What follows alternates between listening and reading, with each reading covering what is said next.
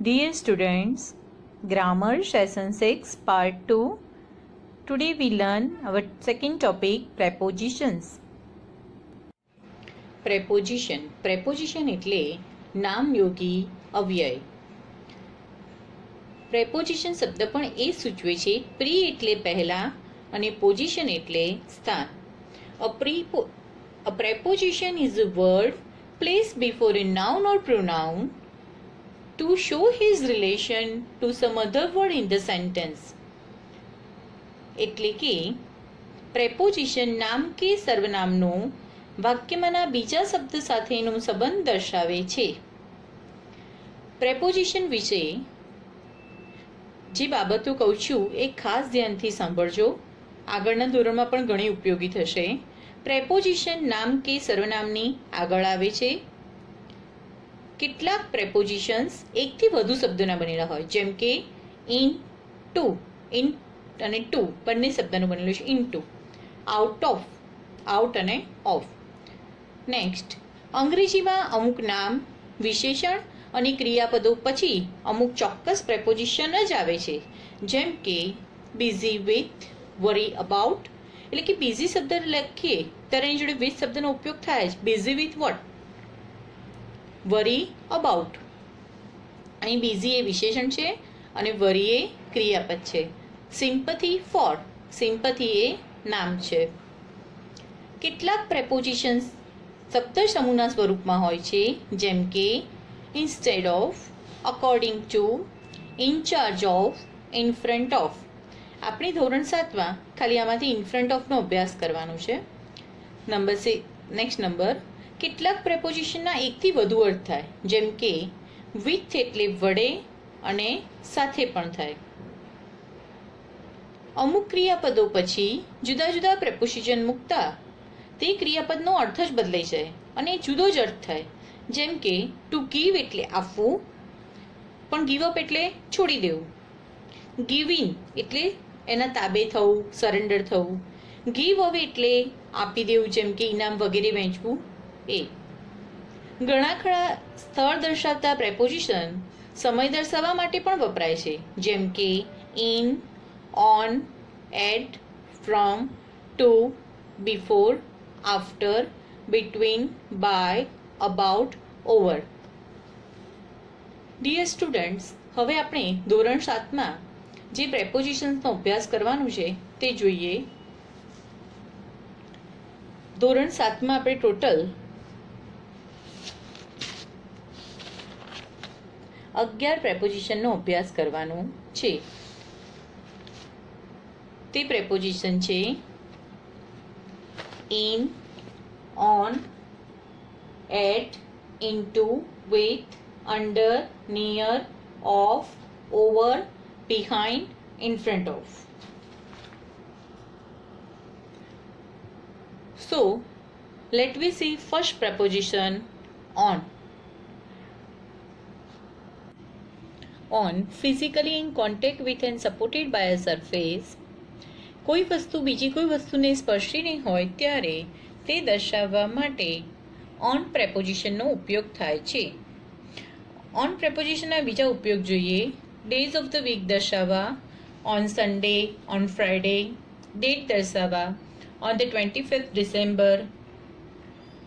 Special holidays દર્શાવવા, on my birthday, on the Republic Day. A special part of a day દર્શાવવા, on the morning of September the 11th.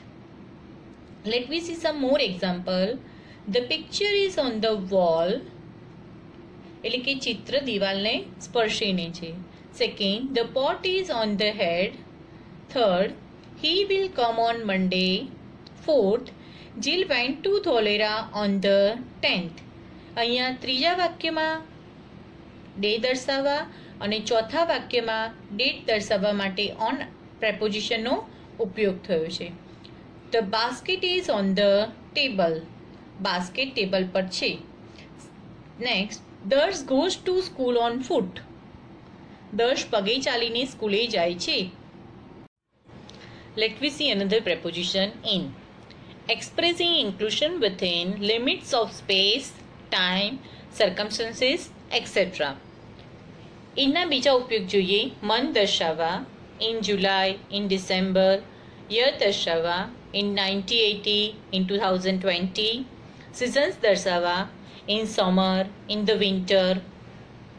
part of the day દર્શાવવા, in the morning, in the afternoon, in the evening. duration એટલે કે સમયગાળો દર્શાવવા, in a minute, in 2 weeks. Let me see some example. First, he was in the classroom. અહીંયા in એ સ્થાન દર્શાવે છે. Second, Suresh will come in the morning. in the morning એટલે કે સમય દર્શાવવા માટે ઇનનો ઉપયોગ થયો છે. Third, he will go in the evening. અહીંયા પણ સમય દર્શાવવા. Number 4, we shall go to Abu in the vacation. અહીંયા ડ્યુરેશન દર્શાવવા માટે ઉપયોગ થયો છે. આવી રીતે તમે કોઈ પણ પ્રેપોઝિશનના જો તમારી જાતે ઉદાહરણો તૈયાર કરશો તો તમે એ પ્રેપોઝિશનને વધારે સારી રીતે સમજી શકશો.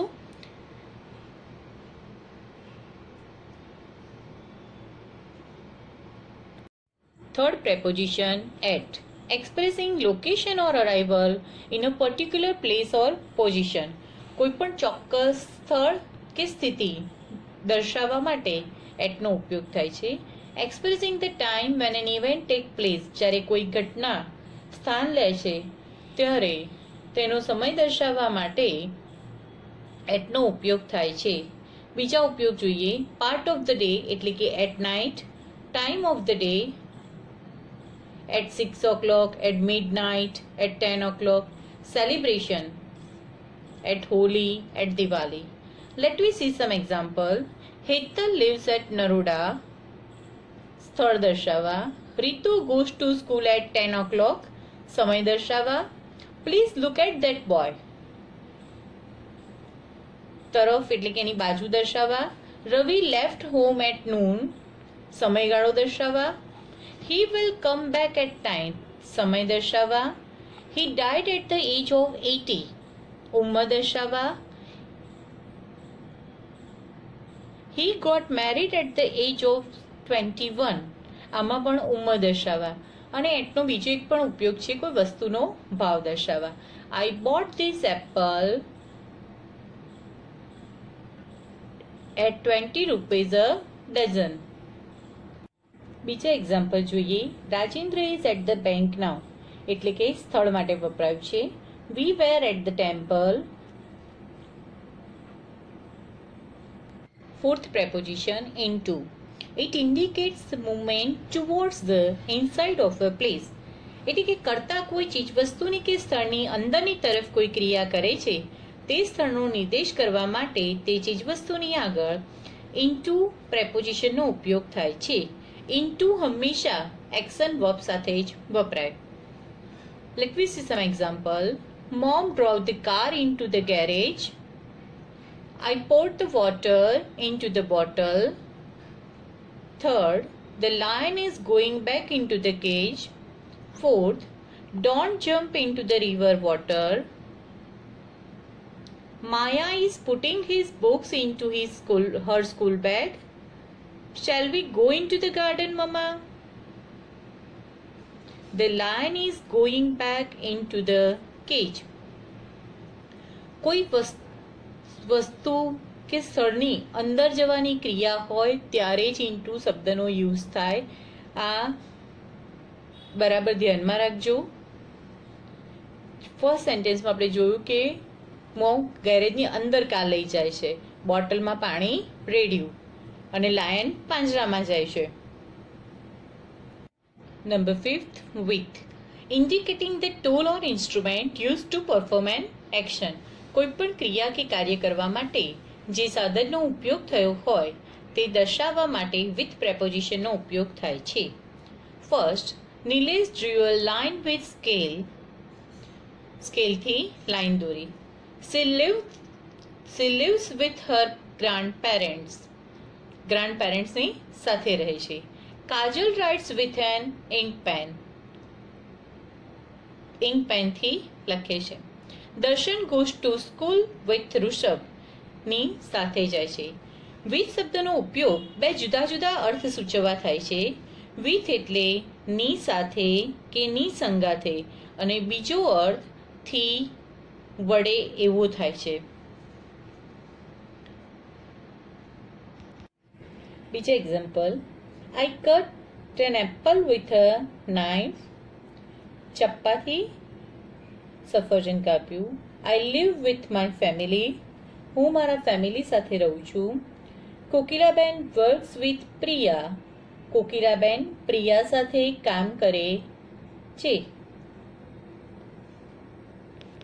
6th preposition, under. We use under to talk about something that is below or lower than something else. એટલે કે કોઈ એક વસ્તુ બીજી વસ્તુની નીચે હોય ત્યારે under prepositionનો ઉપયોગ થાય છે. Let me see some example. A cow is sitting under the tree. He worked under great difficulties. The book was under the table. અંડરનો મતલબ નીચે, તળે, હેઠળ એમ સૂચવવા માટે વપરાય છે. 3 children are playing under the tree. 3 બાળકો વૃક્ષ નીચે રમી રહ્યા છે. 7th preposition, near. Not far away in distance. અંતરમાં ખૂબ જ દૂર ન હોય તેવી વસ્તુ કે વ્યક્તિ દર્શાવવા માટે near prepositionનો ઉપયોગ થાય છે. Let me see example. Is there a restaurant near here? એટલે કે અહીં નજીકમાં કોઈ રેસ્ટોરન્ટ છે. Second, his house is near the temple. તેનું ઘર મંદિરની નજીક છે. 8th preposition, of. It is usually shows a connection or belonging. First, is she a friend of yours? શું તેણી તમારી મિત્ર છે? Second, a page of this book is torn. આ પુસ્તકનું પાનું ફાટેલું છે. 9th preposition, over. We use over to talk about movement or position at a higher level than something else. એટલે કે કોઈ વસ્તુ બીજી વસ્તુને સ્પર્શે નહીં, થોડી વધારે ઊંચી હોય તેમ દર્શાવવા માટે over prepositionનો ઉપયોગ થાય છે. A beautiful white bird flew over the lake. With an umbrella over my head, I was able to protect myself from the rain.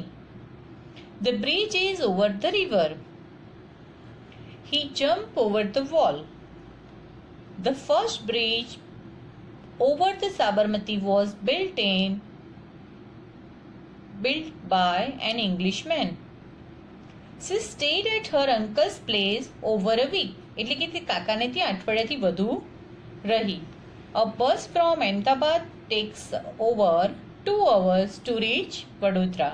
અમદાવાદથી નીકળતી બસ વડોદરા પહોંચવામાં 2 કલાક કરતાં વધુ સમય લે છે. ઓન અને ઓવરમાં ખાસ ધ્યાન રાખજો. ઓન એટલે કોઈ વસ્તુ એક બીજી વસ્તુને સ્પર્શે નહીં હોય ત્યારે ઓન પ્રેપોઝિશનનો ઉપયોગ કરવો. કોઈ વસ્તુ બીજી વસ્તુ કરતાં થોડા હાયર લેવલે હોય એટલે કે ઊંચી હોય ત્યારે તેને સ્પર્શતી ન હોય ત્યારે ઓવર પ્રેપોઝિશનનો ઉપયોગ કરવો.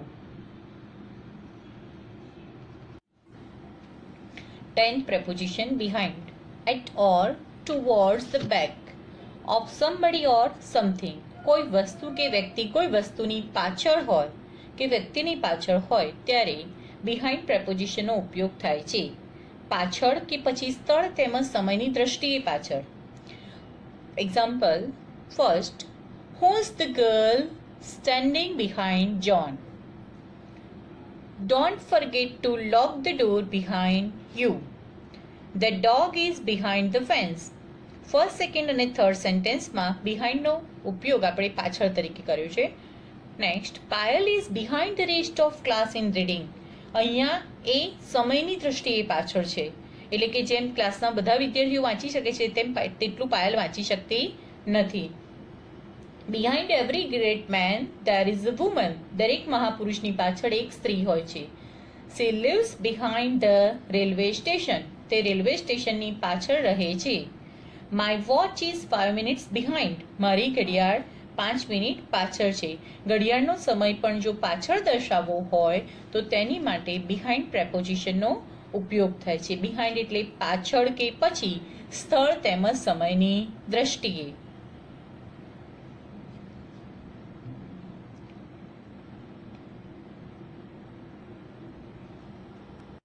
Eleventh preposition, in front of. In front of means close to the front of something or someone. કોઈ વ્યક્તિ અથવા વસ્તુની સામે. First, the fountain is in front of the building. ફુવારો બિલ્ડિંગની સામે છે. Second, the students are standing in front of their school. વિદ્યાર્થીઓ તેમની શાળાની સામે ઊભા છે. Third, a tall man was sitting in front of me and I couldn't see the screen properly. ઊંચો માણસ મારી સામે બેઠો છે તેથી હું સ્ક્રીન પ્રોપરલી જોઈ શકતી નથી. My uncle's house is in front of the Taj Hotel. મારા કાકાનું ઘર તાજ હોટલની સામે છે.